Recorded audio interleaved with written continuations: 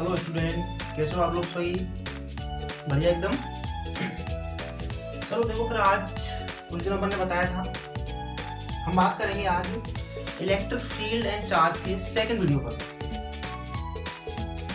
हमने उस दिन फर्स्ट वीडियो बनाया था इसका। तो जिन बच्चों ने अभी तक अपना फर्स्ट वीडियो नहीं देखा है, पहले वो फर्स्ट वीडियो देखकर ही सेकंड वीडियो पर आए तो ये अच्छा समझ में आएगा। और यदि फर्स्ट वीडियो नहीं भी देखा है तो भी अपन कोशिश करेंगे इसको अच्छे समझा पाएंगे। ठीक है, तो स्टार्ट करते हैं। पेन और कॉपी लेके बैठो। ठीक है, जहां पर बोला जाए वहां पर नोट किया करो, पाउस करके वीडियो। चलो, तो आज हेड डालते हैं अपन कूलॉम्स लॉ। कूलॉम्स लॉ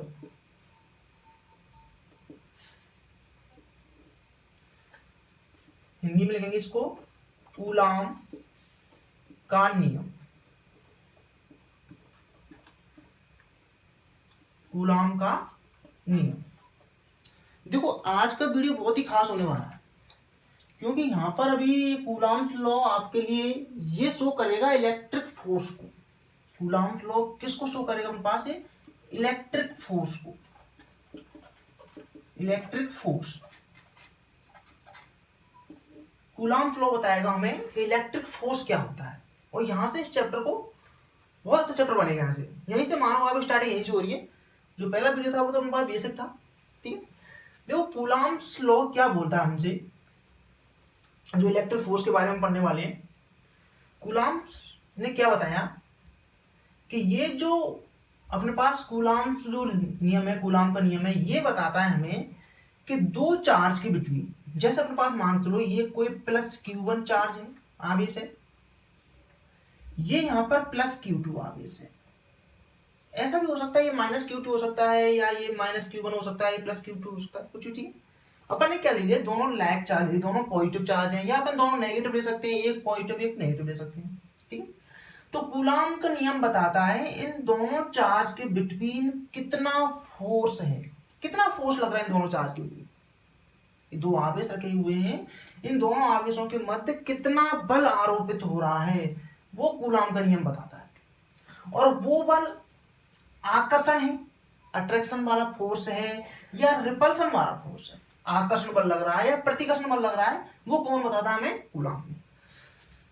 उस वीडियो में हमने चर्चा की थी कि यदि अपने पास दो पॉजिटिव चार्ज हो या नेगेटिव चार्ज हो, तो इनके बिटवीन कौन सा फोर्स होता है? रिपल। ये दोनों एक दूसरे को रिपल करेंगे, प्रतिकर्षण करेंगे।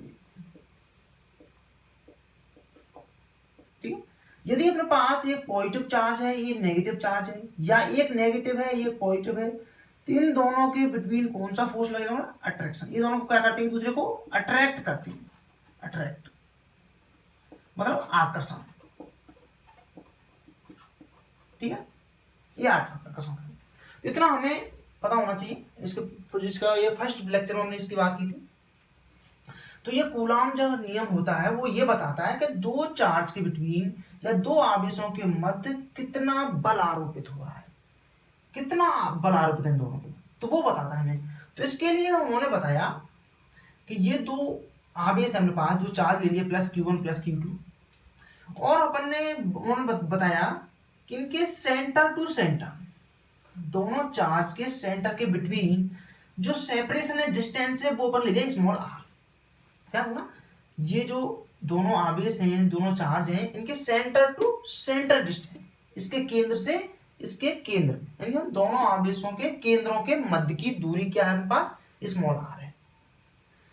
अब ये जो फोर्स होगा, ये जो फोर्स होता है दोनों के बिटवीन, जो फोर्स लगेगा वो F प्रोपोर्शनल होता है Q1 और Q2, Q1 इंटू Q2, दोनों चार्जों के मल्टीप्लिकेशन के प्रोपोर्शनल, डायरेक्टली प्रोपोर्शनल होता है। और जो इनका सेपरेशन है, डिस्टेंस, उसके इनवर्सली स्क्वायर के प्रोपोर्शनल होता है। इनवर्स स्क्वायर के प्रोपोर्शनल होता है। इसका मतलब F proportional to Q1 Q2 और F प्रोपोर्शनल टू 1/r²। ये दो चीज।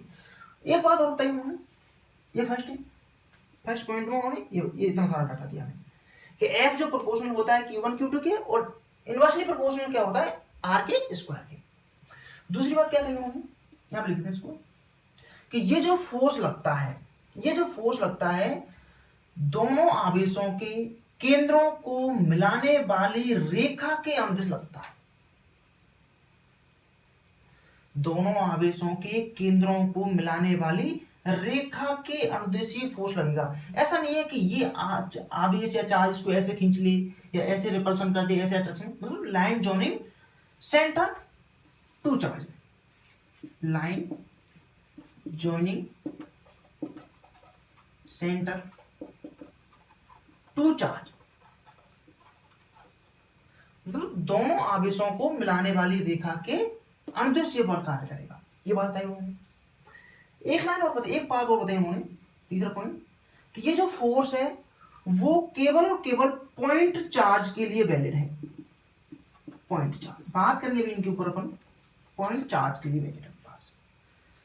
तो उन्होंने कुछ तीन बात बताई। पहली बात बताई उन्होंने कि जो इनके बिटवीन, जो इनके मध्य जो बल लगेगा वो डायरेक्टली प्रोपोर्शनल होगा Q1 इंटू Q2 के, और इनवर्सली प्रोपोर्शनल होगा उस सेपरेशन डिस्टेंस के स्क्वायर के। उन्होंने फिर एक चीज, हाँ एक पॉइंट और है क्या, फोर्थ पॉइंट बताया कि ये जो फोर्स है वो डिपेंड करेगा इनके मीडियम पर, कि दोनों चार्ज किस माध्यम में रखे हुए हैं। Depend upon medium, depend upon medium, मतलब इनके मध्य जो बल लगेगा वो ये भी निश्चित करेगा मतलब किस माध्यम में रखे हुए हैं। ये किसी वैक्यूम में है, एयर में है, या फ्री स्पेस में है, या किसी वाटर में रखे हुए हैं, ठीक है, हवा में, निर्वात में, या किसी अपने पास जल में, या कहीं पर रखे हों, उस टाइम मीडियम पर डिपेंड करेगा बस। तो फिर उन्होंने देखा इन सबको मिलाकर, इन दोनों को यूज करते हुए उन्होंने फॉर्मूला बनाया F proportional to Q1 Q2 upon में R स्क्वायर, इलेक्ट्रिक फोर्स निकल जा रहा है। फिर उन्होंने प्रोपोर्शनल साइन है यहां से, तो एक वो कांस्टेंट लेके आए F equal to K Q1 Q2 upon में R स्क्वायर। ये चीज वेयर के क्या है यहां पर, वेयर के क्या है, कांस्टेंट है। वेयर के क्या है हमारे पास यहां पर एक कांस्टेंट है। यहां पर के ये यूनिवर्सल कांस्टेंट नहीं है, याद रखना, यहां पर सार्वत्रिक नियतांक नहीं है। के अपने पास देखो पॉइंट चार्ज के बिटवीन लग रहा है, line joining centre to charge के बिटवीन लग रहा है Q1 के दिखाता है मीडियम को। के क्या होता है, ये कांस्टेंट है जो डिपेंड करता है मीडियम पर, ठीक है। के किस पर डिपेंड है, depend of, depend upon medium. के की वैल्यू किस पर डिपेंड करेगी, मीडियम पर डिपेंड करेगी। अभी आज के लेक्चर में अपन के की वैल्यू केवल फ्री स्पेस, वैक्यूम या एयर के लिए पढ़ेंगे, ठीक है।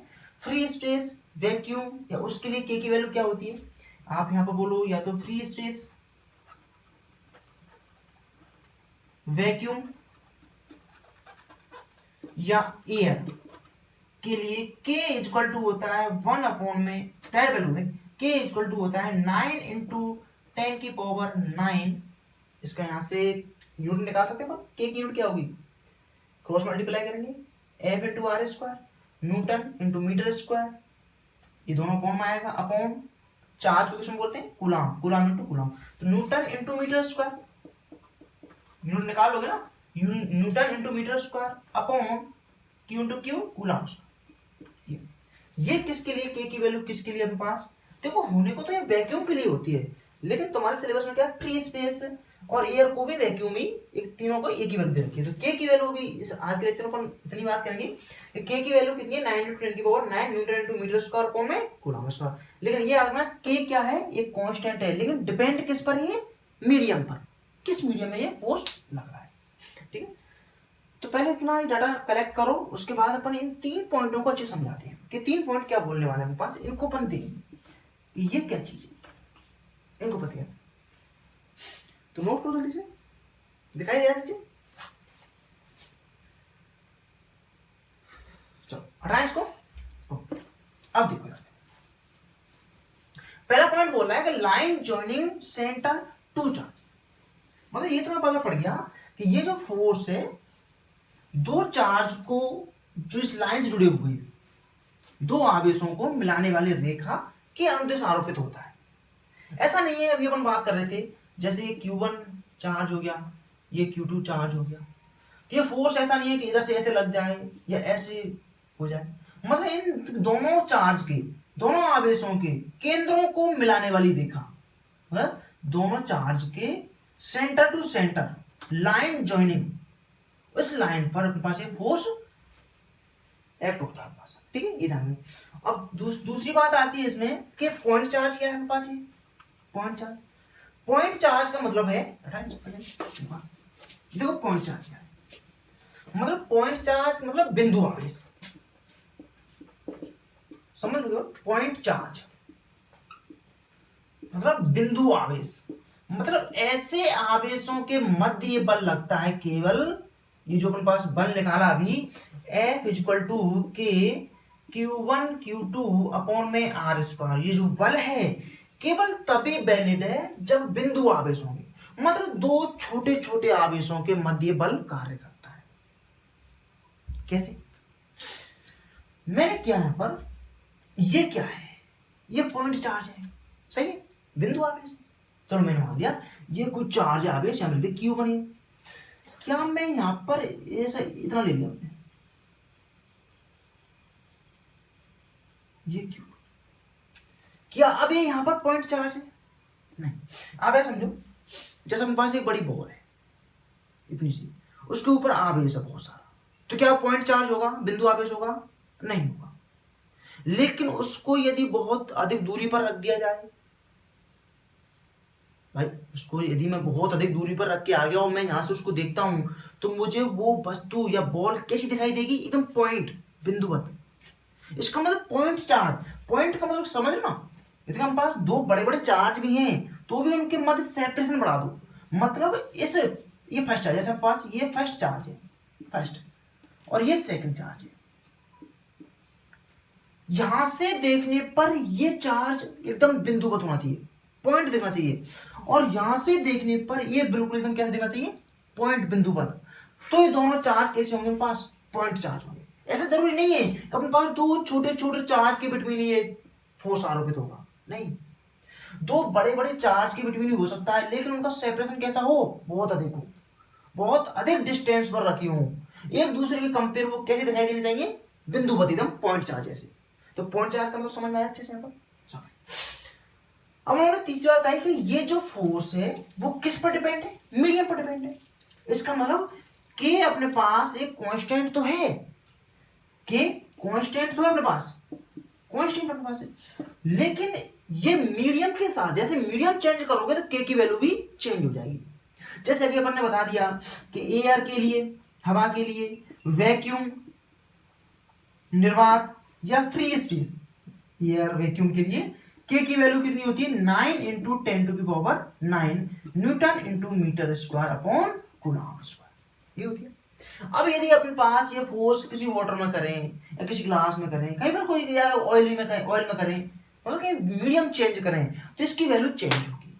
इसका मतलब के कांस्टेंट है लेकिन डिपेंड किस पर है, मीडियम पर पास, ठीक है। तो इसके मीडियम के बारे में, इस के की वैल्यू जो आती है यहाँ पर, जो के की वैल्यू आएगी, जैसे अपने पास के इक्वल टू मीडियम पर डिपेंड होता है, के इक्वल टू 1 अपॉन में 4 पाई एप्सिलॉन, ये एप्सिलॉन जो होता है वो मीडियम को, किस मीडियम, तो इसके बारे में अपन आगे बात करेंगे। K equal to 1 upon 4 pi epsilon, या एप्सिलॉन अपन यहाँ पर एम लिख दो मीडियम के लिए, और कोई मीडियम हो सकता है, ठीक है। तो अपन के की वैल्यू यहाँ पर इसको भी यूज कर सकते हैं, एफ इक्वल टू के की जगह क्या आ जाएगा, 1 upon 4 pi epsilon M Q1 Q2 upon में R, मतलब अपन यहाँ पर ऐसा यूज कर सकते हैं एनी मीडियम के लिए, किसी मीडियम, किसी माध्यम के लिए, एनी मीडियम, किसी माध्यम के लिए,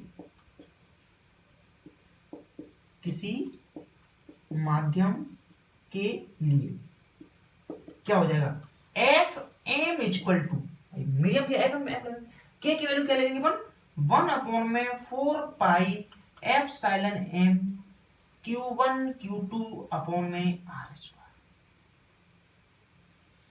ये चीजें बना पहले, ठीक दिखाई दे रहा है ना? तो नोट करो इस चीज को जल्दी से, दिख रहा है? हो गया हटाएं इसको। अब आगे बात करते हैं पास। अभी अपन ने बताया था कि ये जो बल है या फोर्स है जो अपन बोल रहे हैं, F प्रोपोर्शनल है Q1 इंटू Q2। इसका मतलब यदि चार्ज की वैल्यू अधिक होगी, मतलब चार्ज जितने अधिक होंगे, जितना अधिक चार्ज होगा Q1 इंटू Q2, Q1 अधिक होगा तो F भी अधिक होगा, Q2 अधिक होगा F भी अधिक होगा। मतलब Q1 और Q2 वैल्यू पर डिपेंड करेगा। जितने अधिक चार्ज होंगे, जितनी अधिक मात्रा में चार्ज होगा, फोर्स भी क्या होगा उतना अधिक होगा। दूसरा पॉइंट क्या था?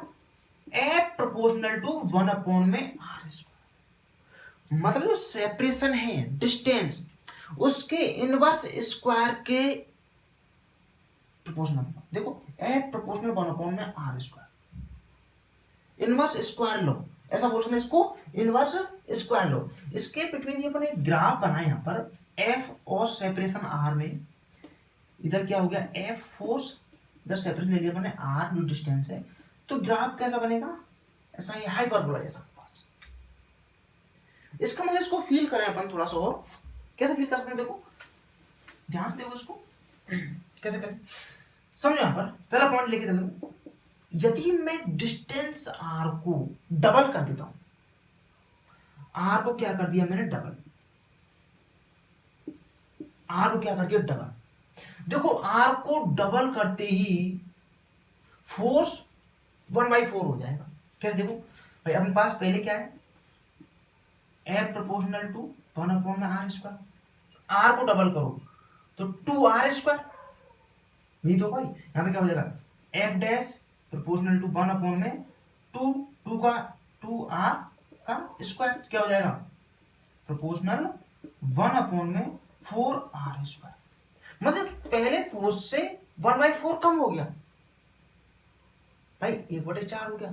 मतलब डिस्टेंस को बढ़ाने पर फोर्स क्या होगा हमारे पास, कम होगा। डिस्टेंस को आप इंक्रीज करो, मतलब यहां पे लिख सकते हैं आर को इंक्रीज करेंगे तो फोर्स क्या होगा, डिक्रीज होगा।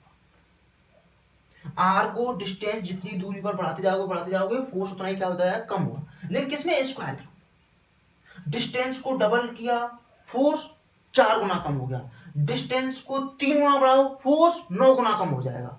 डिस्टेंस को 4 गुना बढ़ाओ, फोर्स 16 गुना कम हो जाएगा।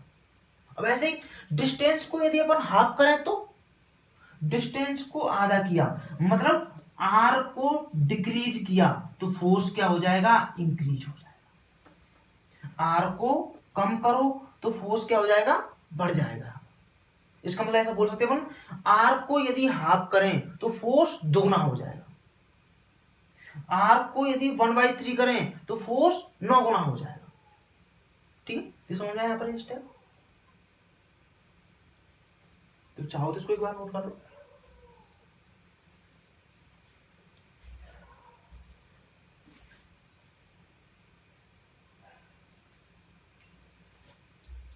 मैच को चलो और बातें कर लेते हैं इस पर। ये क्या, अपने पास फोर्स है, तो फोर्स है तो ये कैसी क्वांटिटी होगी, वेक्टर क्वांटिटी होगी। सही भाई, फोर्स अपन शुरुआत से पढ़ते हुए हैं, फोर्स कैसी क्वांटिटी है, वेक्टर क्वांटिटी। तो इसका कुछ ना कुछ डायरेक्शन भी होगा, तो इसका अपन वेक्टर फॉर्म देख लेते हैं। वेक्टर फॉर्म में क्या हुआ, कैसे क्या करना पड़ेगा आपका, ठीक है। तो हेडिंग डालेंगे वेक्टर फॉर्म, वेक्टर फॉर्म किसकी, कूलॉम्स में। वेक्टर फॉर्म, वेक्टर फॉर्म क्या किसी कूलॉम्स में।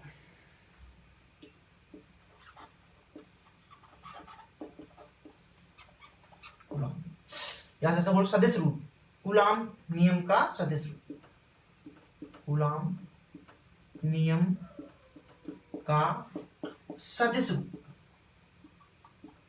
का सदिश रूप। तो कैसे निकालेंगे, वेक्टर राशि है। अपने पास क्या है, मान लो एक कोई प्लस Q1 चार्ज है, मान लिया, ये यहां पर प्लस Q2 चार्ज है, मान लिया ये आवेश फर्स्ट है, ये आवेश सेकंड है, ठीक। दोनों प्लस ले लिया अपन ने, दोनों माइनस भी ले सकते हैं, एक प्लस एक माइनस भी ले सकते हैं इसको, ठीक है, कोई दिक्कत नहीं। अपन ने माना इसके सेंटर टू इसके सेंटर भी line joining to charges, centre to centre, क्या डिस्टेंस सेपरेशन, स्मॉल, ठीक है, ये डिस्टेंस है। अब क्या होगा, इन दोनों के बिटवीन कैसा फोर्स होगा, ये दोनों रिपल करेंगे एक दूसरे को, भाई एक दूसरे से दूर भागेंगे, मतलब ये सेकंड वाला सेकंड चार्ज इसको इधर भगाएगा और फर्स्ट चार्ज इसको इधर भगाएगा, दूर भगाएंगे। इसका मतलब अपन मान लें इस पर जो फोर्स लगेगा वो इधर लगेगा, मतलब फर्स्ट चार्ज पर किसके द्वारा फोर्स, सेकंड द्वारा, किधर होगा, ये direction, first due to second, ठीक। अब फर्स्ट वाला चार्ज इस पर फोर्स लगाएगा, वो किधर लगाएगा, इधर लगाएगा फोर्स, वो कैसा होगा, एफ किस पर, सेकंड पर, किसके द्वारा, फर्स्ट के द्वारा। अब वेक्टर फॉर्म लेने के लिए भाई अपन को यहाँ पर वेक्टर फॉर्म लेने के लिए कुछ इसमें वेक्टर देखना पड़ेगा, तो फर्स्ट से सेकंड जाते हैं यदि, तो क्या लिखोगे इसको, R2 माइनस में R1 वेक्टर, ऐसा लिखते हो। यदि सेकंड से फर्स्ट पर जाओगे तो यहां पे क्या लिखोगे, R1 vector minus R2 vector, ये तो लिखोगे इसमें, R1 vector minus R2 vector. भाई ऐसे बोलते हैं डिस्प्लेसमेंट क्या होता है हमारे, फाइनल माइनस इनिशियल, भाई फर्स्ट से सेकंड पर गए तो R2 vector minus R1 vector, second से फर्स्ट पर जाए तो final minus initial, R1 vector minus R2 vector. अब हमें निकालना है ये फोर्स निकालना, ध्यान देना, ये फोर्स निकालना है। ये फोर्स निकालने के लिए आप क्या करोगे, इसका सबसे पहले मोड मैग्नीट्यूड निकालते हैं, परिमाण, उसके बाद वेक्टर लास्ट में परिमाण निकालते हैं, F12 वेक्टर, ये इसका केवल मैग्नीट्यूड हो गया, मोड लगा दिया हमने, तो इक्वल टू क्या आएगा, K Q1 Q2 अपॉन इस R का मोड, यही तो आएगा पास, R स्क्वायर, यही तो आएगा पास, और यही तो मोड आएगा, इसका मतलब R के मोड आपके पास है, इसका ये मैग्नीट्यूड, मतलब R का मैग्नीट्यूड ये। लेकिन हमें तो किस में लिखना है, वेक्टर फॉर्म में लिखना है, और वेक्टर फॉर्म में लिखने के लिए आपको पता है यहाँ पर क्या लेके आते हैं अपन, एक यूनिट वेक्टर, क्या, एकांक सदिश। यूनिट वेक्टर के लिए क्या करते हैं, यूनिट वेक्टर एकांक सदिश,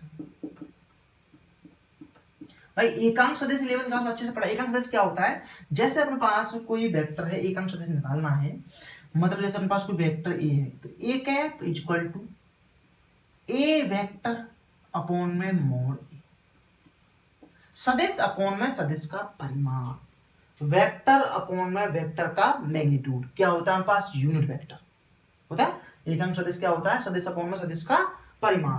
तो अपन को यहां पर किसका लिखना है, इसका, भाई कहां से, सेकंड से ऐसे जा रहे हो आप, भाई इस पर फोर्स लगा, इस पर फोर्स ऐसे लगा, तो कौन सा वेक्टर लोगे, ये वाला वेक्टर, लेकिन इसका यूनिट वेक्टर वो कैसे लगाओगे आप, यहाँ पर F12 वेक्टर मोड आए equal to K Q1 Q2 upon mod R का स्क्वायर, यहां पर लगाओ यूनिट वेक्टर। यूनिट वेक्टर मतलब इस तरह से लगाना, एक है किसका, Q2 से Q1, भाई फोर्स इधर ना, ये बार फोर्स निकाल लो, इधर इधर जाने पर क्या आएगा, R1 minus R1 vector minus R2 vector, लेकिन इसका के पूरे का बड़ा सा है, भाई ये तो है वो पास यूनिट वेक्टर, ये तो लगाना है भाई, Q2 से Q1 बताया था, फाइनल माइनस इनिशियल, फाइनल क्या है R1, इनिशियल क्या है R2।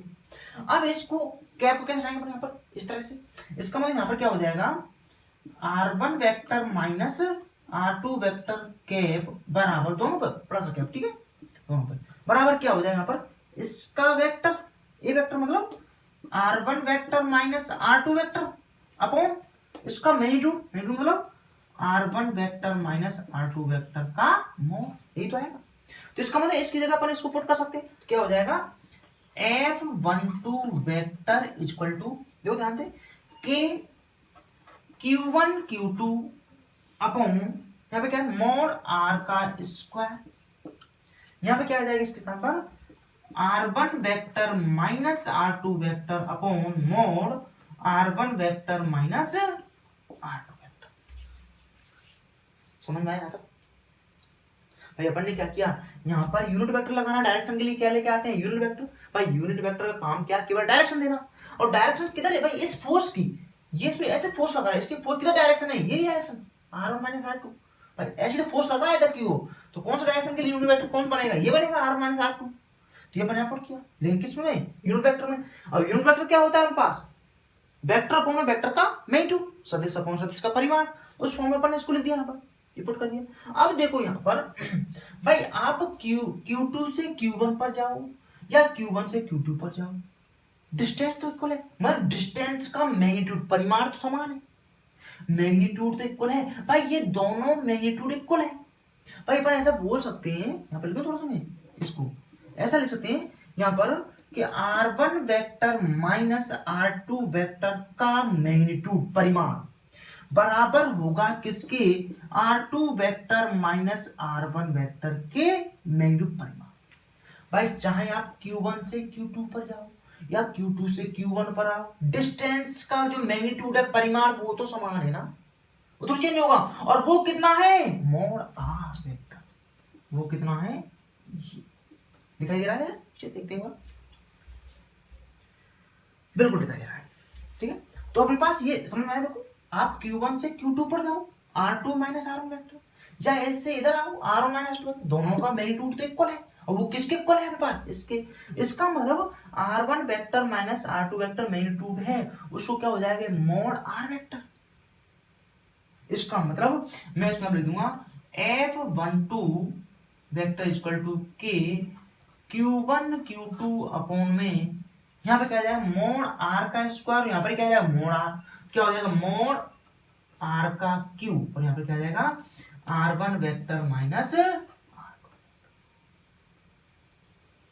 तो ये हो गया आपके पास क्या क्या हो गया, कूलॉम नियम का सदिश रूप, वेक्टर फॉर्म क्या आएगा, इस ये फोर्स निकाला। हुआ क्लियर? चलो एक बार जल्दी से नोट करो, वीडियो को पॉज करके नोट किया करो, तो टाइम की बचत होगी। वीडियो बहुत लेंदी बनते हैं फिर। हुआ? चलो अब अपन क्या करना है, हटा दो मैं इसको से। अब देखो क्या करना है हमको, हमें F12 वेक्टर निकाल लिया, अब इसको F21 वेक्टर को लिख सकते हैं भाई, F21 वेक्टर को भी लिख सकते हैं ना भाई। इसी प्रकार F21 वेक्टर, भाई F12 निकाला तो क्या किया R1 माइनस R2, F21 निकालना तो क्या करना पड़ेगा R2 माइनस R1। तो फोर्स क्या है, उधर की ओर force. F21 vector equal to क्या, वही K Q1 Q2 अपॉन, यहाँ पर क्या जाएगा मोड R का स्क्वायर, यहाँ पे क्या आएगा यूनिट वेक्टर, और यूनिट वेक्टर क्या लगेगा R2 minus R1, R2 vector minus R1 vector upon क्या जाएगा इसका magnitude, R2 vector minus R, यही तो आएगा। ठीक है भाई, इसमें जब ये फोर्स निकाला, फोर्स इधर लग रहा था, तो अपन ने यूनिट वेक्टर इसको बनाया। अब फोर्स उधर F21 निकालना है हमें, तो यूनिट वेक्टर किसको बनाओगे, इसको बनाओगे, ये रहा, अपन इस तरह से लिख दिया इसको। अब ये नीचे वाला क्वेश्चन है R2 vector minus R1 vector का मोड मैग्नीट्यूड, वो किसके इक्वल है, मोड R वेक्टर के। तो यहाँ पर क्या जाएगा मोड R वेक्टर और mod R vector square mod R cube. F21 vector equal to K Q1 Q2 upon mod R vector का क्यूब, और यहाँ पे क्या लिखूंगा मैं R2 vector minus R1 vector. ये अब देखो ये दोनों फोर्स का मैग्नीट्यूड इक्वल है, लेकिन डायरेक्शन क्या है, क्या अपोजिट है। भाई इसका मतलब R2 vector minus R1 vector और R1 vector minus R2 vector उल्टा हो गया, दोनों की डायरेक्शन है, इसलिए दोनों फोर्स कैसे हो जाएंगे, F12 vector equal to vector form में देंगे माइनस के F21 वेक्टर। इसका मतलब जबकि इनका मैग्नीट्यूड इक्वल है, मतलब F12 वेक्टर का मैग्नीट्यूड इक्वल होगा F21 वेक्टर। ठीक है, दोनों की डायरेक्शन अपोजिट है लेकिन दोनों का मैग्नीट्यूड क्या है अपने पास यहाँ पर इक्वल है। ठीक है, तो ये इसका कूलॉम्स लॉ है जो उसका क्या हो गया अपने पास ये वेक्टर फॉर्म हो गया। अब देखो कई बुकों में कुछ अलग लिखा होता है, जैसे अपने लिखा अपने पास R1 vector minus R2 vector, जैसे अपने पास ये R1 vector minus R2 vector, इसको कई बुकों में लिखा होता है R12 वेक्टर, या कई बुक लिख देते हैं R21 वेक्टर। अब किसको सही माने किसको गलत माने। ठीक है, तो अपन ने उस फॉर्म में इसको लिखा ही नहीं, छोड़ दो, इस फॉर्म में लिखो ही मत, इस फॉर्म में इसको लिखो ही मत, ये 100% सही है, ये लगाओ आप भाई। कई बुकों में, कई अच्छी बुकों में इस तरह से लिखा हुआ है R1 वेक्टर माने R2 वेक्टर को R12 वेक्टर, कई बुकों में इसको R21 वेक्टर बना दिया है। तो अपन किस फॉर्म में लिखे, तो अपन इस फॉर्म में इसको लिखा ही नहीं है, अपन इस फॉर्म में लिखो इसको, 100% अपने पास यहाँ पर ये सही है। वैसे इसका इतना यूज नहीं होने वाला, जब न्यूमेरिकल करेंगे तो अपन को पता है ना डायरेक्शन कैसे निकालेंगे अपन। जब हमारे पास समान आवेश है, समान प्रकृति, दोनों पॉजिटिव पॉजिटिव है, तो दोनों क्या होंगे रिपल्सन होगा। यदि हमारे पास ये पॉजिटिव है नेगेटिव है तो क्या होगा अट्रैक्शन होगा, आकर्षण होगा। तो डायरेक्शन अपन कहां से निकालनी है, वहां से निकालनी है। तो करो इसको नोट करूंगा, फिर आगे कुछ क्वेश्चन कराते हैं। ठीक है, आसान सा कोई क्वेश्चन।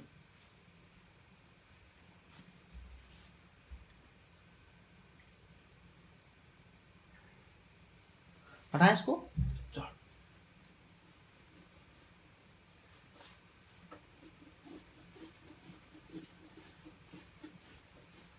एक आसान सा क्वेश्चन कराएं।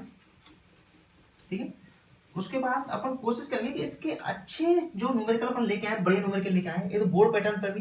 ठीक है, पर थोड़ा नीट लेवल के जेई मेंस के, फिर एक आध दो क्वेश्चन यदि एडवांस लेवल तक के अपन करा पाए इसके, तो उसके लिए मैं एक बेस्ट न्यूमेरिकल के लिए अलग से वीडियो बनाऊंगा इसका। ठीक है, ऐसा नहीं एक ही में, अभी इसमें क्या आपके पास थ्योरेटिकल एकदम हो गया अच्छे से। ठीक है, थ्योरेटिकल के बाद इसका एक बेस्ट न्यूमेरिकल के लिए अलग से वीडियो बनाना पड़ेगा।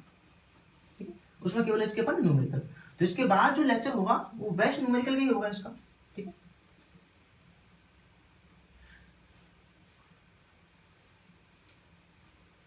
चलो अपन न्यूमेरिकल के लिए अलग से वीडियो बनाएंगे, पर थोड़ा कंपेयर कर देते हैं भाई। अब तुम्हें ये ज्ञान पास है, कूलाम जो फोर्स है, कूलाम लॉ है, कूलाम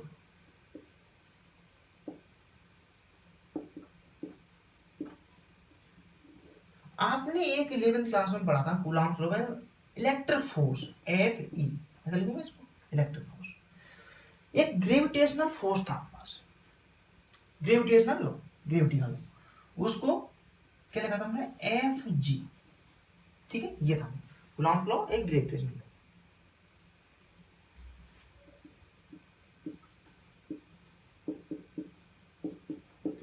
ग्रेविटेशनल लॉ ये Fg, इन दोनों को कंपेयर करें भाई। ये कूलाम लॉ भी अपन पढ़ चुके हैं अपन, क्या है देखो कूलाम लॉ के बारे में, इसको ऊपर हटा थोड़ा सा, दोनों कंपेयर करेंगे Fe और Fg। मतलब ये कूलाम लॉ गुरुत्वीय बल, ये गुरुत्वाकर्षण बल, सॉरी ये कूलाम बल मतलब विद्युत बल, और ये क्या है गुरुत्वाकर्षण बल। इसके लिए फॉर्मूला क्या निकाला अपन ने, F equal to K Q1 Q2 upon में R²। जबकि इसके लिए फॉर्मूला है Fg लिख दूं, यहाँ पर लिखूं Fe इलेक्ट्रिक फोर्स। यहाँ पर क्या फॉर्मूला निकलता है, यहाँ पर क्या आता है G, यहाँ पर क्या आता है M1 M2 अपॉन में R। पहले सबसे पहले देखेंगे इसमें अपन कि दोनों में सिमिलरिटी क्या है। सिमिलरिटी मतलब समानता, दोनों में समानता क्या है। ठीक है, समानता दोनों में पहली तो ये आ रही है आपके पास कि ये दोनों इनवर्स स्क्वायर लॉ को फॉलो करते हैं। इनवर्स स्क्वायर लॉ, दोनों ही दूरी के वर्ग के व्युत्क्रमानुपाती हैं। पहला क्या हो गया, इनवर्स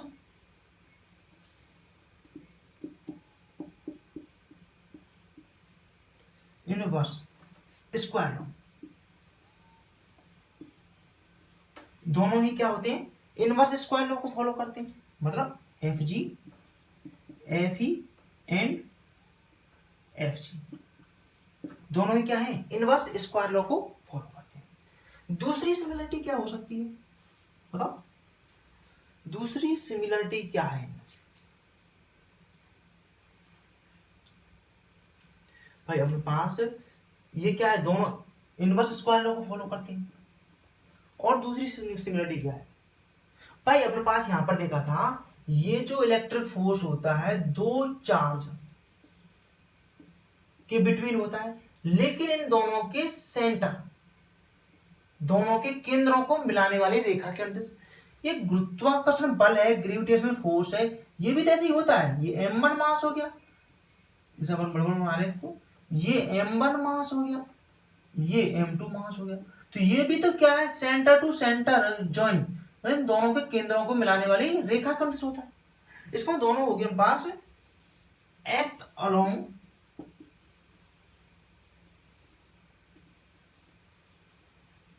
line joining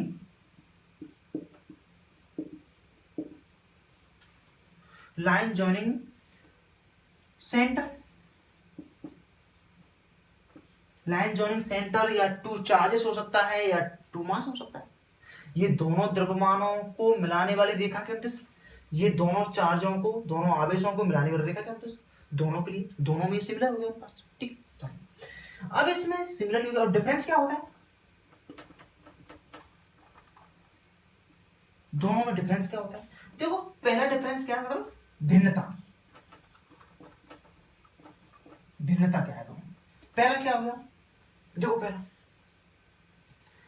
यहां पर के क्या होता है, ये के क्या, यहां पर जी, सॉरी यहां पर देखो, यहां पर जी क्या होता है, यूनिवर्सल कांस्टेंट। मतलब यहां पर जी डिपेंड नहीं है, लेकिन इसका मतलब ग्रेविटेशनल फोर्स मीडियम पर डिपेंड नहीं है, ये इसका है अपने पास। और जबकि अपने पास इलेक्ट्रिक फोर्स क्या है, depend upon medium. Electric force f e depend upon medium, जबकि अपने पास एफ जी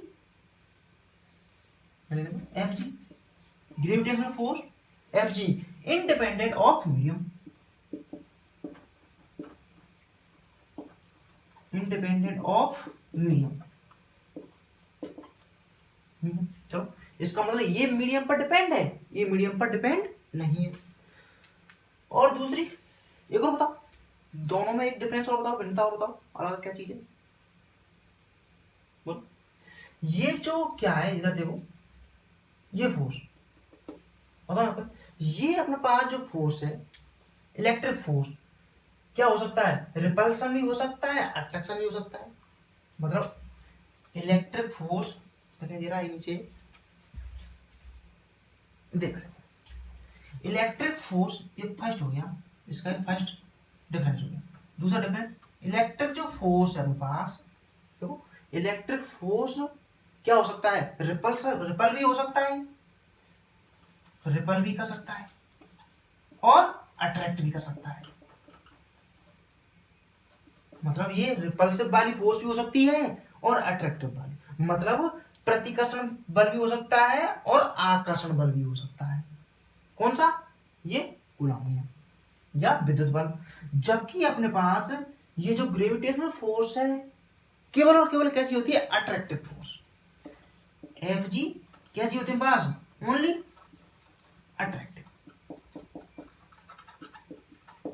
ओनली अट्रैक्टिव होती है पास, ये केवल आकर्षण प्रकृति का बल होता है। जबकि अपने पास विद्युत बल, कूलॉम बल आकर्षण या प्रतिकर्षण प्रकृति का हो सकता है, आकर्षण हो सकता है और प्रतिकर्षण हो सकता है।